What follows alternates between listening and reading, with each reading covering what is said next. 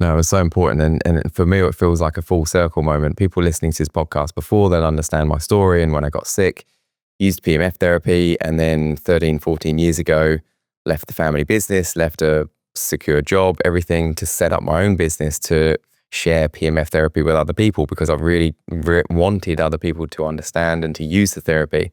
So it was really nice to hear that. And actually, something else you said was, our tagline used to be improving life. So, it was always the intention. It was always the mission. Just listening to, for somebody that's listening, and I assume the first thing is for them to accept that they may be a negative person or they may have negative thoughts. When it comes to reprogramming, how do these people, where do they begin? When do they start? So, what's the easy step method for them to change their mentality?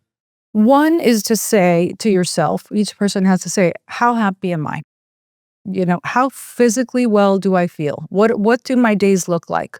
If your days look magical every day, you wake up, you're happy in your home life, your body feels good, you're happy with your work life, whatever it is that you've chosen to provide for the world as your service.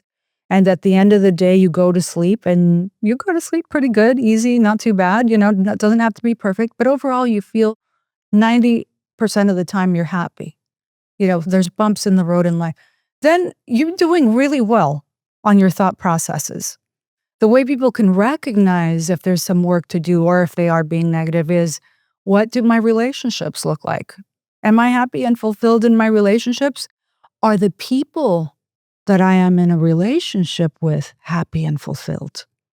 This is very important too, right? Because our world tends to look at, where's my team? Who's clapping for me? Who's my tribe? But I invite people to look at, whose tribe are you being? What are you providing? Who are you clapping for? Right? Are you waking up thinking about who you can serve and whose life you can make better? So if that's not happening and you don't have fulfilling relationships because there is collaboration and there's giving on both sides, then maybe that's a recognition of, what thoughts am I having that have led me to be in these relationships that don't feel so good? If your body is hurting every day, or if you have ailments, or you can't think clearly, literally, if you have brain fog, you have to think, wait a minute, what thoughts am I having that are interfering with me taking the action to get my gut checked out, to run some tests, to find out if maybe I'm eating the wrong foods? So it goes back to the thoughts. If you're not feeling great all day long, you may want to look at, what are the thoughts that I'm having that are interfering with me picking up the phone and making an appointment with a practitioner that can help me, or going out for a walk? It all starts with a thought. So this is how people can start to recognize, you look at your life, how fulfilled are you in your physical health? How good do you feel? In your personal relationships and in the work that you do to serve humanity. And this is how you start to recognize whether or not you are being negative or positive. Again, it's very rational, logical, and practical. It just takes a little bit of attention and effort. And one of the tools I like to give people that is easy for everyone, I don't give extended protocols to my clients because they don't have time. We know that people say meditation is wonderful, right? It's so good for you and it helps you. But many people don't have time to meditate for 25 minutes in the morning. But so I say, how about we take 3 to 5 minutes, and I call it my 3-3-3s. You wake up, you think of 3 things you're grateful for, 3 intentions you have for yourself, 3 intentions for how you want to serve humanity. But then you also think of who you want to be to yourself, going back to that, who do you want to look at in the mirror at the end of the day? Do you want to look at, who can you say, hey, we did good today. We tried. Maybe we weren't perfect, but we tried. We tried, and I'm okay with my effort for today.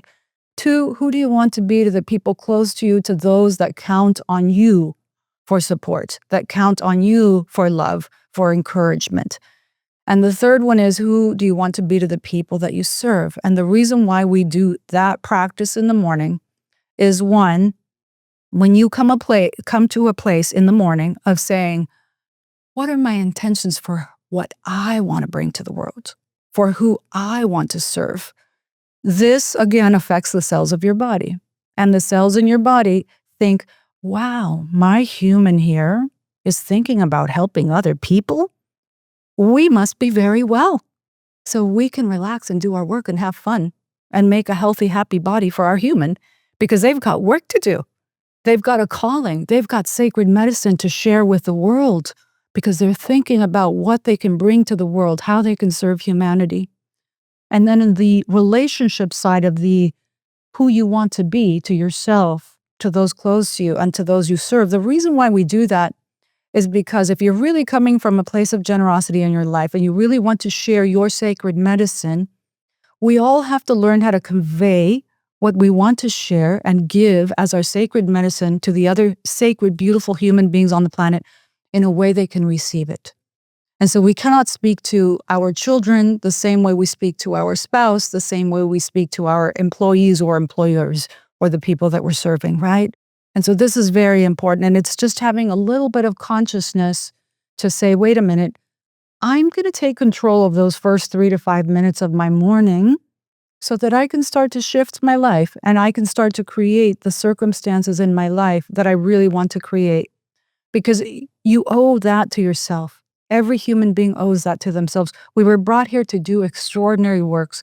We were brought here to save each other's lives, enhance each other's lives, and bring love and healing to each other. And the only way we can do that is if first we take control of our thoughts and our intentions. And all we can control is what we think, we say, and we do. We can't control anyone else. But if we manage that, we can change the world one at a time, one person at a time. And is that, I've heard you say mastering your own energy. Is that what you're just talking about there? What do you mean by mastering your own energy? Okay, so many people in the world believe they feel energy and they can read people's energy. And they think they, have so much experience that they can just tell what or who somebody is or what they are. I invite people to first master their own energy.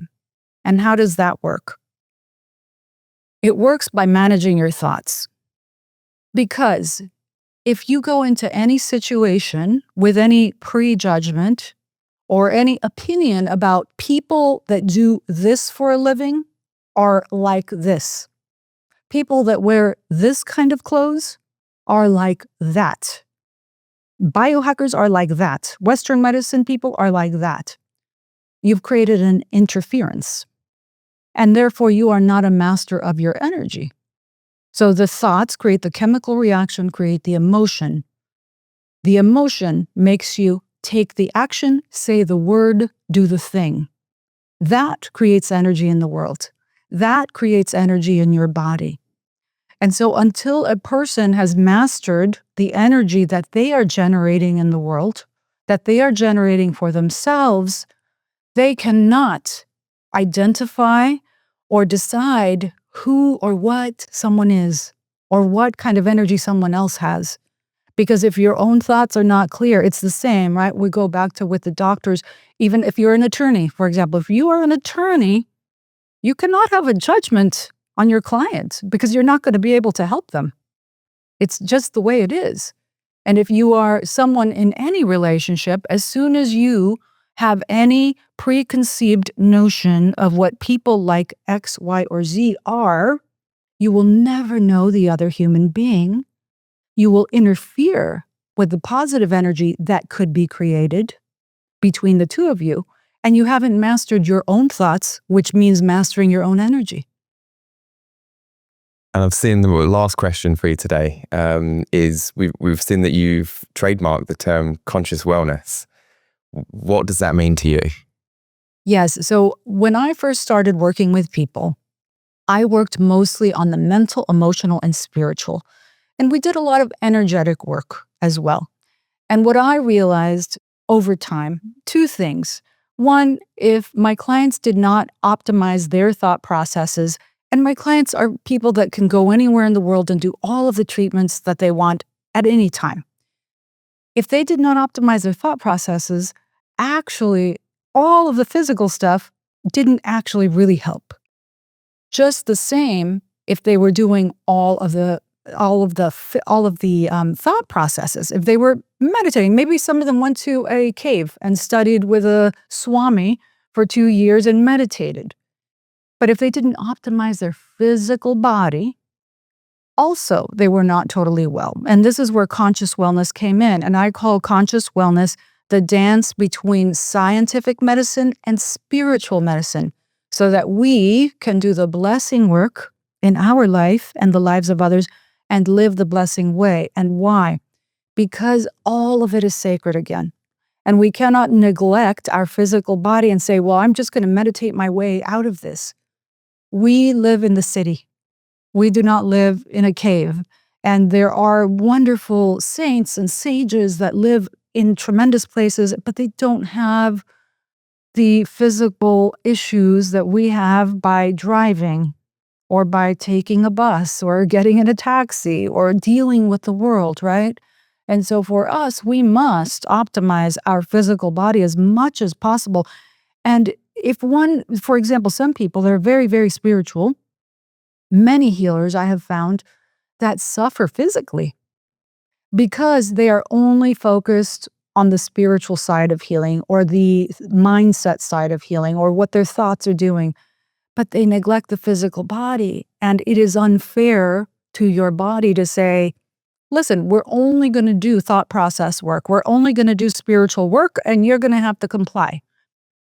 You know, your body is here for a reason. And if you really believe that you are an extraordinary soul that came to this physical vessel, then you understand that the vessel is also sacred.